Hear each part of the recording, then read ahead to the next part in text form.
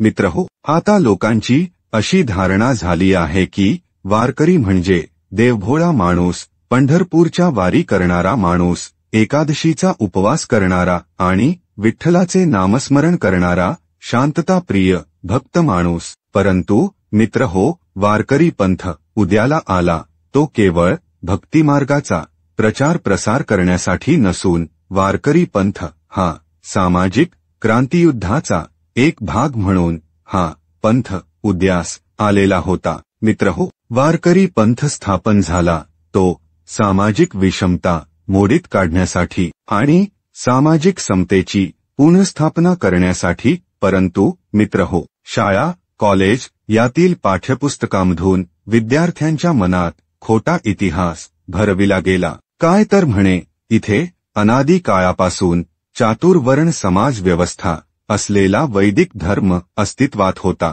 पण अशा प्रकारचा वैदिक धर्म इथे महाराष्ट्रात देशातही कधीही अस्तित्वातच नव्हता.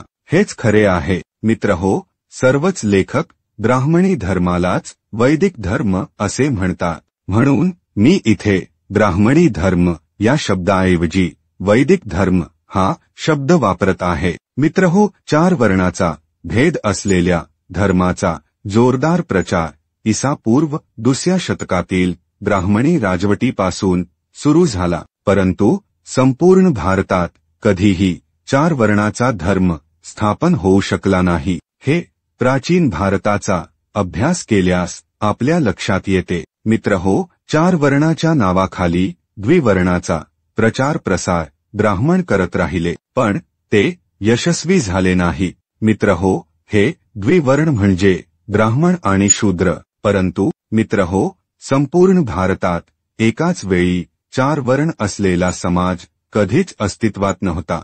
जे काही वैदिक धर्माचे लोक आता आपल्याला सांगतात की संपूर्ण भारतात चातुर्वर्ण व्यवस्था होती, हे केवळ आणि केवळ खोटे आहे. मित्रहो, कलियुगाचे नाव सांगून वैदिक धर्माचे लोक क्षत्रिय आणि वैश्य या वर्णाचे अस्तित्व सध्या नाकारत आहेत. पूर्वीही नाकारतच होते आणि पुढे देखील नाकारतीलच. तरी पण बहुजन राजे लोकांना वैदिक लोक क्षत्रिय म्हणण्यास तयार होतात. पण केव्हा तर जर असा बहुजन राजा ब्राह्मणांच्या तंत्रानुसार वागला तरच. आणि वैदिकांच्या पायाचे तीर्थ अंगावर शिंपडून घेतल्यावरच आपण शुद्ध होतो अशी भावना बाळगणारा राजा असला तरच वैदिक लोक त्या बहुजन राजाला क्षत्रिय म्हणण्यास तयार होतात, अन्यथा नाही. आणि असा बहुजन राजा जर इतर जातीच्या लोकांना जबरदस्तीने शूद्र ठरवत असेल तरच ब्राह्मण त्या बहुजन राजाला क्षत्रिय म्हणायला तयार होतात. मित्रहो, जबरदस्तीने शूद्र करणे म्हणजे काय करणे असा प्रश्न कुणाला पडला असेल तर खुलासा करतो की ब्राह्मणाशिवाय अन्य जातीच्या लोकांना ज्ञान घेण्याचा अधिकार नाकारणे, संपत्ती संचय करण्याचा अधिकार नाकारणे, जमीन जुमला यांचे धनी होण्याचा अधिकार नाकारणे असे करणे म्हणजे जबरदस्तीने शूद्र करणे होय. आणि इतर जातींच्या लोकांनी स्वतःला ब्राह्मणापेक्षा नीच तसेच जन्मानेच हीन आहोत अशी भावना बाळगायला लावणे असे करणे म्हणजे जबरदस्तीने शूद्र करणे होय. तसेच देवताविषयक कर्मकांड करण्याचा अधिकार नाकारणे, सर्व कर्मकांडे ब्राह्मणाकडूनच करवून घ्यायला भाग पाडणे आणि देवकार्य पूजाविधी केल्याचा मोबदला म्हणून ब्राह्मणाच्या पायावर लोटांगण घालून त्यास भरपूर धन अर्पण करणे. तसेच लोकांनी ब्राह्मणांच्या अन्यायाविरुद्ध अवाक्षरही काढू नये असा समाज तयार करणे म्हणजेच लोकांना जबरदस्तीने शूद्र करणे होय. मित्रहो, ईसापूर्व 187 पासून ते ईसापूर्व 27 पर्यंत वैदिक धर्माच्या लोकांनी येथील लोकांना शूद्र बनविण्याचा भरपूर प्रयत्न केला, पण ते यशस्वी झाले नाही, कारण लोकांनी तसे होऊ दिले नाही. हा इतिहास आहे. मित्रहो, 4थ्या शतकातील गुप्त राजांचा वैदिक धर्मियांनी बुद्धिभेद केला आणि त्यांच्यामार्फत जिथे गुप्त राजवट आहे तेवढ्याच भागातील लोकांचे शूद्रीकरण करण्याचा प्रयत्न झाला, परंतु त्या काळात प्रचंड संख्येने लोक बुद्धांच्या शिकवणीनुसार आचरण करत होते, म्हणून तेव्हाही लोकांचे शूद्रीकरण करण्याचा प्रयत्न यशस्वी झाला नाही. मित्रहो, ईसा पूर्व 650 ते ईसा 900 पर्यंत भारतीय लोक बुद्धांच्या शिकवणीनुसार आचरण करत राहिले आणि सम्राट अशोककालीन भारत संपूर्णपणे बौद्ध होता. त्यामुळे वैदिक वैष्णवी लोकांचे तोपर्यंत केलेले सर्व प्रयत्न यशस्वी झाले नाही. म्हणजेच भारतीय लोकांना शूद्र बनविण्याचे सर्व प्रयत्न फोल ठरले. मित्रहो, ईसा पूर्व 650 ते ईसा 900 पर्यंत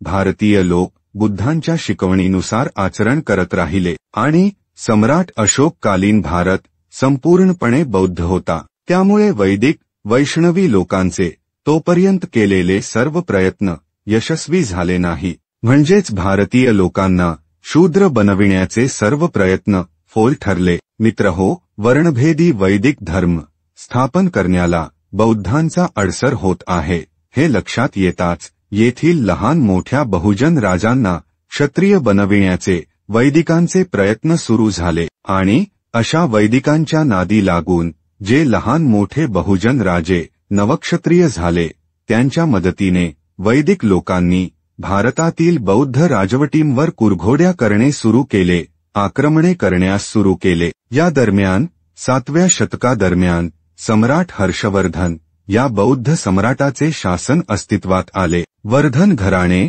व त्यांचे महासाम्राज्य नष्ट केल्याशिवाय भारतात द्विवर्णी वैदिक धर्म स्थापित होणार नव्हता, याची वैदिक धर्मीयांना खात्री पटली.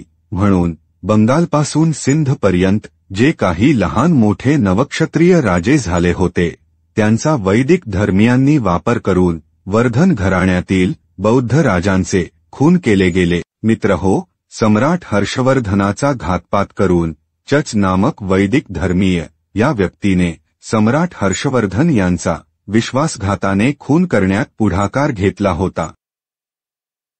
मित्रहो, भारतातून बौद्ध साम्राज्य नष्ट करण्याची कारस्थाने वैदिकांमार्फत अनेक शतके चालविली गेली आणि त्यामुळे भारतातून हळूहळू बौद्ध राजवटी संपुष्टात आणल्या गेल्या. आता वैदिकांना भारतात वैदिक धर्माचा प्रचार प्रसार करण्यास कोणताही अडसर शिल्लक राहिला नाही. मित्रहो, हर्षवर्धनाच्या खुनात कटकारस्थानात मुख्य असलेल्या चच नामक वैदिक धर्मीयाने सिंध प्रांत बळकाविला होता आणि तो सिंध प्रांताचा राजा झाला. हर्षवर्धनाच्या मोठ्या साम्राज्याचे शेकडो तुकडे करून या खुनी मंडळींनी वाटून घेतले. मित्रहो, तथागत गौतम बुद्ध यांच्या जन्मापासून ते बौद्ध सम्राट हर्षवर्धन या जवळपास 1200 वर्षांचा बौद्धमय भारताचा इतिहास तुम्ही जाणून घेतला. मित्रहो, आता तुम्ही जाणून घ्या की ईसा नंतर 7व्या शतकापासून पुढे काय झाले. तर मित्रहो, 7व्या शतकानंतर सिंध प्रांतावर चच नामक वैदिक धर्मीयाची राजवट आली. त्याने सिंध प्रांतामध्ये द्विवर्णवादी धर्माचा अंमल सुरू केला. म्हणजेच ब्राह्मण तेवढे उच्च आणि बाकी सगळे नीच. परंतु मित्रहो, लोकांना हा वैदिकांचा द्विवर्णवादी धर्म माहीत देखील नव्हता. त्यामुळे लोकांत असंतोष धुमसू लागला. चच नंतर त्याचा पुत्र चंद्र हा सिंध प्रांताचा राजा झाला. त्याची कारकीर्द अल्पकाळ होती. चंद्र नंतर दाहिर हा सिंध प्रांताचा शासक झाला. त्याने द्विवर्णवादी वैदिक धर्माची सक्तीने अंमलबजावणी केली आणि त्यासाठी दाहिर याने सिंध प्रांताच्या प्रजेवर खूप अत्याचार केले. परिणामी सिंध प्रांताच्या प्रजेमध्ये इतका असंतोष माजला की सिंधचे लष्कर सुद्धा बिथरले. त्यामुळे दाहिरला इराकमधून मुस्लिम सैन्य आणून सिंध प्रांतावर राज्य करायची वेळ आली. सिंधची जनता दाहिरच्या विरोधात गेली आहे आणि त्याने इराकमधून मुस्लिम सैन्य आणले आहे. हे इराकचा सरदार महम्मद कासिमला कळताच महम्मद कासिमने सिंध प्रांतावर म्हणजेच दाहिरच्या वैदिकवादी राजवटीवर आक्रमण केले. मित्रहो, या युद्धात ब्राह्मण राजा दाहिर हा मारला गेला. एक ब्राह्मण राजा मेला तर त्याच्या जागी दुसरा ब्राह्मण येईल आणि आपल्यावर तो शूद्रत्व लादेल अशी सिंधवासियांना भीती होती. म्हणून त्या संकटातून सुटण्यासाठी बहुसंख्य सिंधवासियांनी इस्लाम धर्म स्वीकारला. कारण मुस्लिम धर्मशास्त्रात ब्राह्मणी वैदिक धर्मासारखे सामाजिक विषमतेचे कायदे नाही आहेत. हे सिंधवासी लोकांना कळून चुकले होते. मित्रहो, सिंध प्रांतात काय घडले ते तुम्ही जाणून घेतले आहे. आता 13व्या शतकात महाराष्ट्रात म्हणजे तत्कालीन महाराष्ट्र प्रदेशात काय घडले हे जाणून घेऊ. मित्रहो, 13वे शतक संपत असताना आणि 14वे शतक सुरू होण्यापूर्वी अल्लाउद्दीन खिलजी याने रामदेवराव जाधवच्या साम्राज्याचा बळी घेतला. तेव्हा महाराष्ट्र प्रदेश आणि महाराष्ट्र प्रदेशाच्या बाजूच्या सीमा प्रदेशातील लोकांनी सुद्धा सिंध प्रांतातील जनतेप्रमाणे इस्लामचा स्वीकार करण्यास मजबूर व्हावे अशी परिस्थिती तत्कालीन वैदिक ब्राह्मणांनी महाराष्ट्र प्रदेशातील जनतेवर आणली होती. म्हणजेच खिलजीच्या येण्याच्या अगोदर महाराष्ट्र भूमीतील एका भागात जिथे रामदेवराव जाधवांचे राज्य होते तिथे या ब्राह्मणी वैदिक धर्माच्या लोकांनी रामदेव जाधवचा बुद्धिभेद करून जनतेवर द्विवर्णवादी धर्म लादण्याचा प्रयत्न केला होता. परंतु वारकरी मंडळीमुळे तसे घडू शकले नाही. कारण तेव्हा ब्राह्मणशाहीला विरोध करणारी आणि बुद्धांच्या मार्गावर चालणारा वारकरी संप्रदायाचा उगम झाला होता आणि संत नामदेव या विद्रोही संताने त्यावेळी म्हणजेच 14व्या शतकात सर्व भारतीय वारकरी जनतेचे नेतृत्व केले होते. संत नामदेवाप्रमाणेच सर्व भारतात अनेक प्रज्ञावंत नेतृत्व निर्माण झाले होते, जे की वैदिकवादी, वैष्णववादी, द्विवर्णाचा विरोध करत होते. या सर्वांचे नेतृत्व विद्रोही संत नामदेव यांनी केले आहे. मित्रहो, रामदेवराव जाधव याच्या राजवटीतील लोकांमध्ये देखील द्विवर्णवादामुळे असंतोष निर्माण झाला होता. हा असंतोष त्याच्या सैनिकांमध्ये देखील होता. म्हणून खिलजीच्या विरोधात लढण्यासाठी सैन्य तयार नव्हते. जेमतेम 4000 सैनिकच खिलजीच्या फौजेविरुद्ध लढायला तयार झाले. परिणामी रामदेवरावला सुद्धा त्याची कन्या खिलजीला देऊन त्याचे मांडलिकत्व स्वीकारावे लागले. वैदिक म्हणविल्या जाणाऱ्या धर्माचे हे भयावह सत्य याप्रमाणे आहे. वैदिक धर्माला कोणते नाव द्यायचे झालेच तर ब्राह्मणी धर्म हेच नाव द्यावे लागेल. कारण या धर्माचे कायदे असलेले सर्व स्मृतिग्रंथ आणि धर्मसूत्र ग्रंथ हे ब्राह्मणांनी लिहिलेले आहेत आणि त्यात इतर जातींना दडपून टाकण्याचा धर्म सांगितला आहे.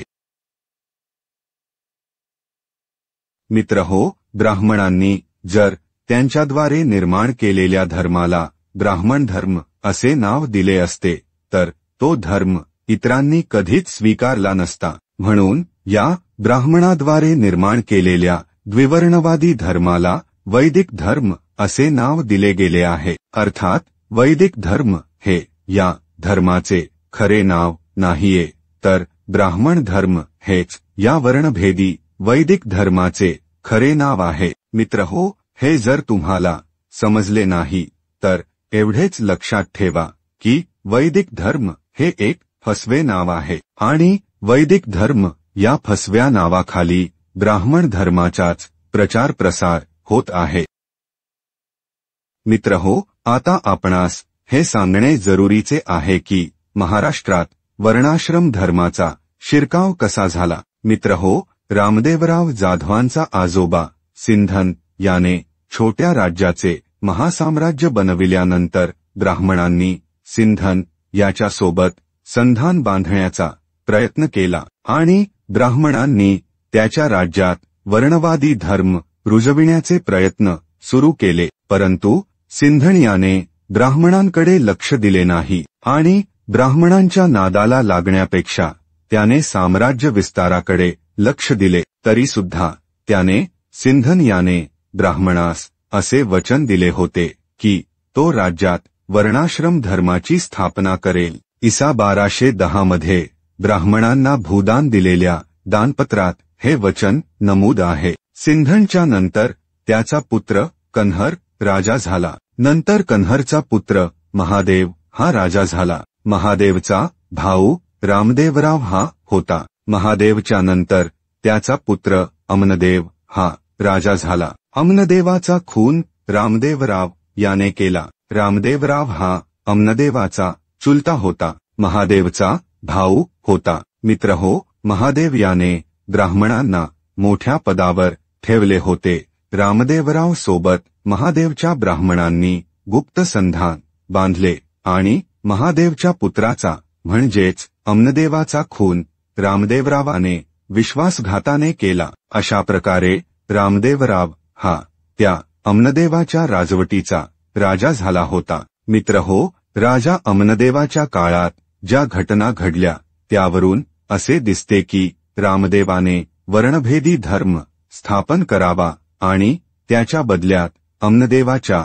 ब्राह्मण मंत्र्यांनी रामदेवाला हवी ती मदत करावी असा गुप्त करार होऊन अमनदेवाचा खून करण्यात आला. मित्रहो, ज्या हेमाडपंताला महादेवाने कर्णाधीश हे मंत्रीपद दिले ते एक गृहमंत्री सारखे पद होते. तरी देखील हा हेमाडपंत सुरुवातीपासूनच रामदेवरावाचा बहिष्कर प्राण बनून राहिला होता. रामदेवराव जेव्हा सिंहासनाधिष्ठित झाला तेव्हा त्याने त्याच्या राजवटीत वर्णाश्रम धर्माचा अंमल जारी केला. या वर्णाश्रम धर्माची अंमलबजावणी जरी रामदेवराव करीत असे तरीही या वर्णाश्रम धर्माचे सर्व कायदे ब्राह्मण बनवित होते. या ब्राह्मणांपैकी काही ब्राह्मण रामदेवरावांच्या मंत्रिमंडळात होते तर काही ब्राह्मण सेना दलात सेनापती होते. त्यांची उपलब्ध असलेली नावे पुढील प्रमाणे आहेत.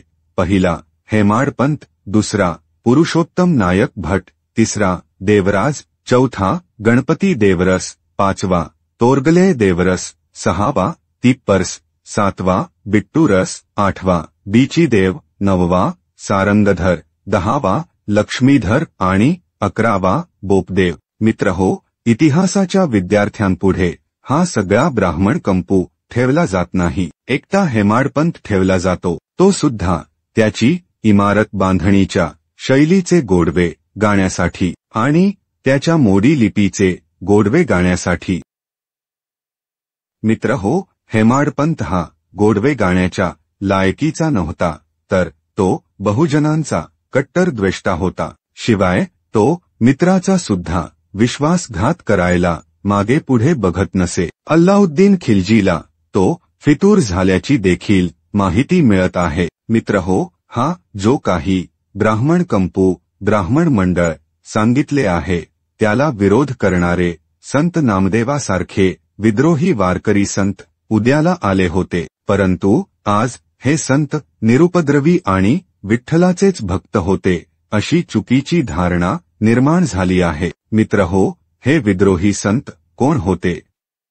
तर हे विद्रोही संत म्हणजेच संत नामदेव शिंपी, संत नामदेवाची माता संत गोगाई, संत चोखोबा महार, चोखोबांची पत्नी संत सोयराबाई, संत चोखोबांची बहीण संत निर्मलाबाई, संत जनाबाई, संत बहिणाबाई, संत कर्ममेळा, संत बंका महार, संत गोरोबा कुंभार, संत रोहिदास, संत सावता माळी, संत सेना नाव्ही, सजन कसाई, नरहरी सोनार, भोजलिंग सुतार, संत तुकाराम यासारखी क्रांतिकारक संत मंडळी होती. यांनी या तत्कालीन ब्राह्मण कंपूवर प्रचंड टीका केली होती. त्यावरून असे दिसून येते की ज्यांना आम्ही देवभोळे संत समजतो ते नुसते अध्यात्मात किंवा भक्तिभावात बुडालेले कुणी अवलिये कलंदर नव्हते तर हे संत म्हणजे बहुजन समाजावर शूद्रत्व लादणाऱ्या ब्राह्मणी धर्माचा विध्वंस करण्यासाठी कार्यरत असलेले क्रांतिकारक होते. मित्रहो, ब्राह्मणांच्या वैदिक धर्मात स्त्रियांना महत्त्व नाही म्हणून मी एकाही ब्राह्मण स्त्रीचे नाव अद्याप सांगू शकलो नाही. परंतु थोड्या वेळापूर्वी मी तुम्हाला बहुजन राजांच्या दरबारी भरपूर ब्राह्मण कंपू पुरुषच असायचा असे पुराव्यानिशी सांगितले आहे, परंतु वारकरी बहुजन सभ्यता स्त्रीप्रधान देखील होती, कारण या वैदिक ब्राह्मणांच्या विरोधात असलेल्या विद्रोही संतांमध्ये बहुजन महिलांचा मोठा सहभाग होता.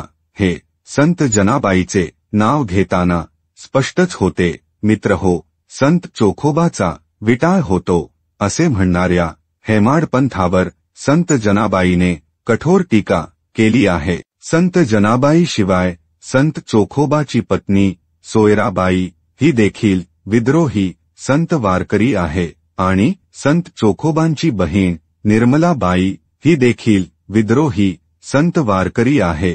संत नामदेवाची आई गोगाई माता ही देखील विद्रोही संत वारकरी आहे. या सर्व महिला वारकरी संप्रदायाचे नेतृत्व करतात, कारण बहुजनांमध्ये स्त्रियांना महत्त्व दिले जायचे, परंतु ब्राह्मणांच्या वैदिक धर्मात स्त्रियांना महत्त्व दिले जायचे नाही. हे यावरून स्पष्ट होतेच. मित्रहो, जरी ब्राह्मण त्यांच्याद्वारे निर्मित वर्णव्यवस्थेनुसार भारतातील अनादिकालापासून राहणाऱ्या लोकांना शूद्र समजत होते, तरी देखील संतांच्या कालखंडात संत हे ब्राह्मण द्वेष्टे नव्हते हे सिद्ध करता येऊ शकते आणि संतांचा विरोध ब्राह्मणांना नसून केवळ ब्राह्मणवादाला होता हेही सिद्ध करता येते. मित्रहो, संतांमध्ये संत ज्ञानेश्वर हे जातीने, वर्णाने आणि धर्माने ब्राह्मणच होते, परंतु तरी देखील वारकरी मंडळींनी ज्ञानेश्वरांना संत म्हणून स्वीकारले होते, म्हणून संत वारकरी संप्रदायात जातीभेद नव्हता हे सिद्धच होते. तत्कालीन ब्राह्मणांच्या वर्णद्वेषाच्या आणि प्रतिगामी वैदिक धर्माच्या संकल्पनेत संन्याशाच्या मुलांना देखील वैदिकवादी ब्राह्मण तुच्छ अस्पृश्य ठरवत होते. याचे उदाहरण म्हणजे संन्याशाची मुले अर्थात संत ज्ञानेश्वर, निवृत्ती, सोपान आणि मुक्ताई हे होय. ब्राह्मणांनी त्यांचा देखील छळ केला आहे, परंतु तरी देखील या संन्याशाच्या मुलांना संत मंडळीतील भोजलिंग सुतार याने संरक्षण दिले होते. ब्राह्मणांनी स्वजातीतून बहिष्कृत केलेल्या या 4 भावंडामध्ये एक मुलगी होती, म्हणजेच मुक्ताई. ही देखील बहिष्कृत ठरविली गेली होती. तत्कालीन ब्राह्मण हे किती कर्मठ होते हे यावरून स्पष्टच होते. एकतर मुक्ताई ही स्त्री म्हणून शूद्र होती, त्यात ती धर्म बहिष्कृत आणि जात बहिष्कृत ठरविली गेली होती.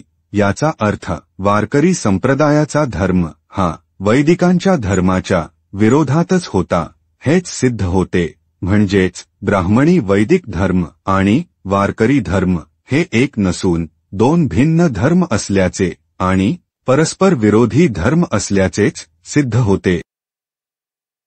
वैदिक ब्राह्मणांनी महादोषी ठरविलेल्या, धर्म बहिष्कृत ठरविलेल्या मुक्ताईला वारकरी संप्रदायाने आपल्या अंगाखांद्यावर खेळवत पंजाब, सिंध प्रांतापर्यंत मिरवत नेले होते. मित्रहो, सर्व बहुजन जातींच्या संतांनी संपूर्ण भारतात 5 दौरे केले होते.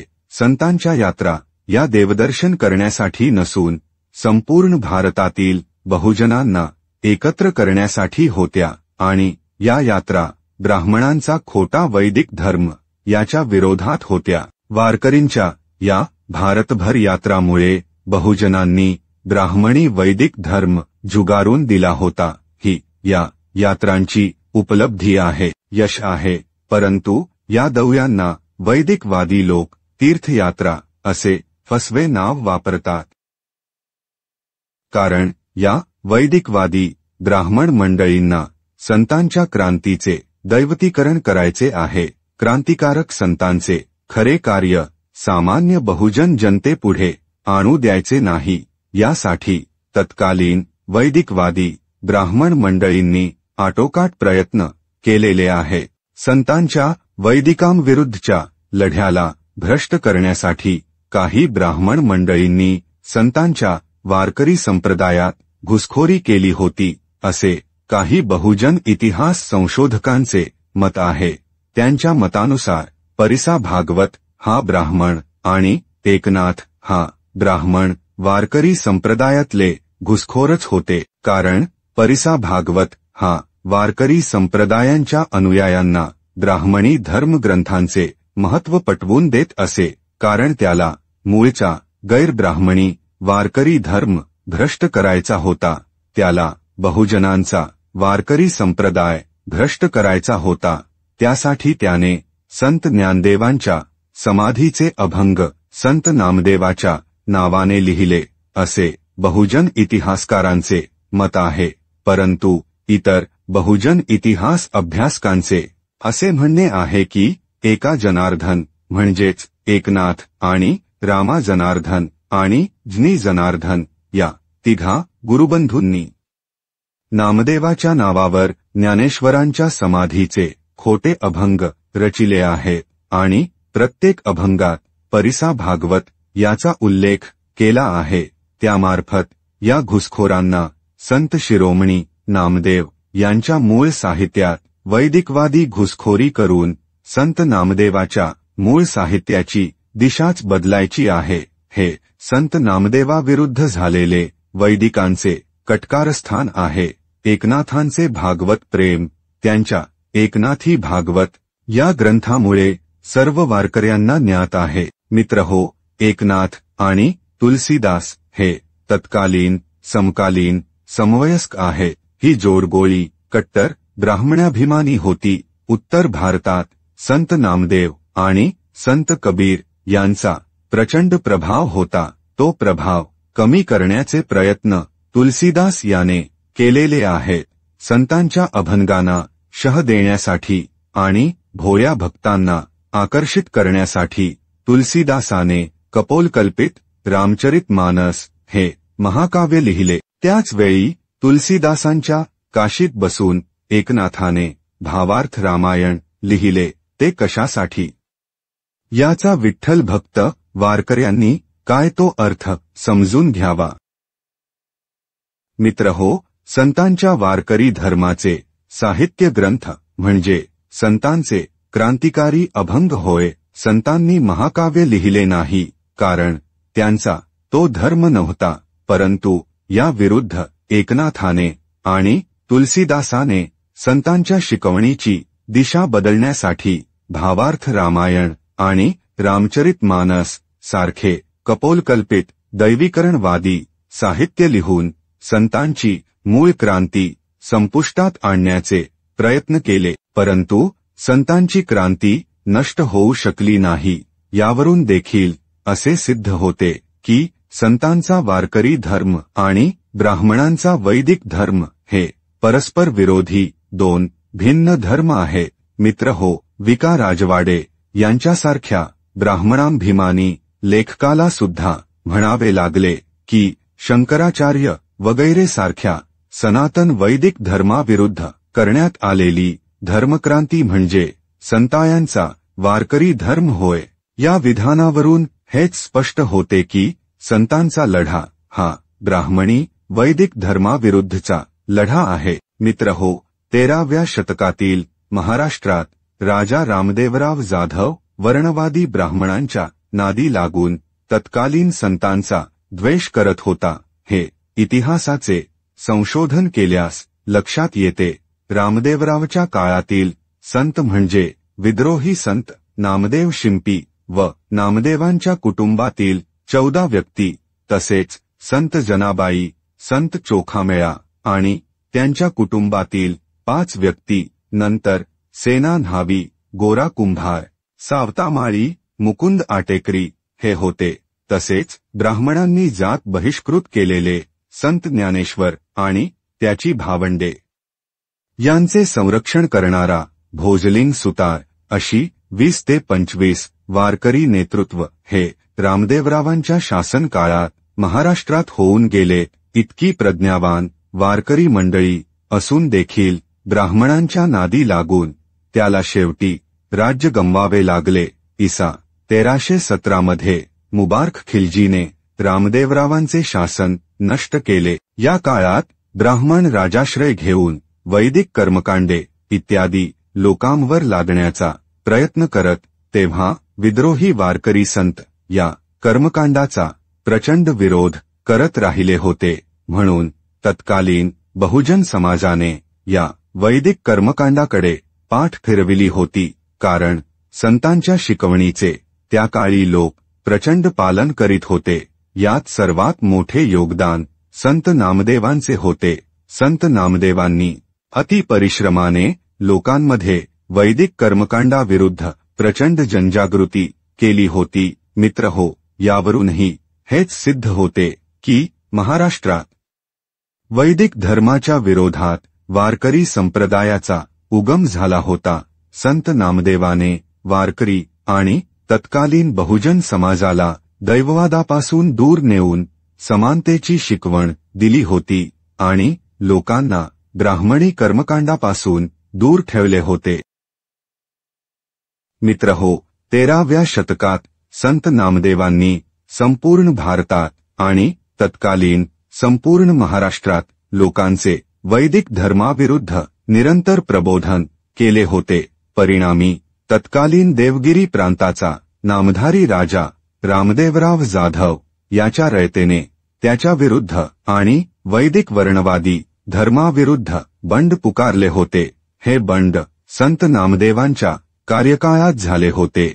या बंडाबाबत प्राचार्य फाटक म्हणतात की रामदेवरावांच्या सुरुवातीच्या काळातच जनतेने त्याच्या विरुद्ध बंड पुकारले होते, परंतु ते नामदेवाचे नाव यायला धजावत नाहीत. महानुभाव पंथाचे संस्थापक चक्रधर स्वामी म्हणतात की रामदेव हा संतांशी क्रूरपणे वागला होता. रामदेवांच्या काळात महाराष्ट्रात वर्णाश्रम धर्म रुजविण्याचा प्रयत्न रामदेवांचे ब्राह्मण मंत्रिमंडळ करीत होते. त्यापूर्वी महाराष्ट्रातील लोकांना वर्णाश्रम धर्म माहीत देखील नव्हता. बुद्धांच्या आणि संतांच्या शिकवणीनुसार आचरण करणाऱ्या लोकांना हा नवीन वर्णाश्रम धर्म नको होता. या वर्णाश्रम धर्माला लोकांनी तीव्र विरोध केला.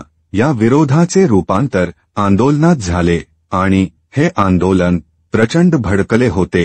ही घटना सिद्ध करणारे अनेक उल्लेख महानुभाव वाङ्मय व संतांचे अस्सल अभंग यातून सापडतात.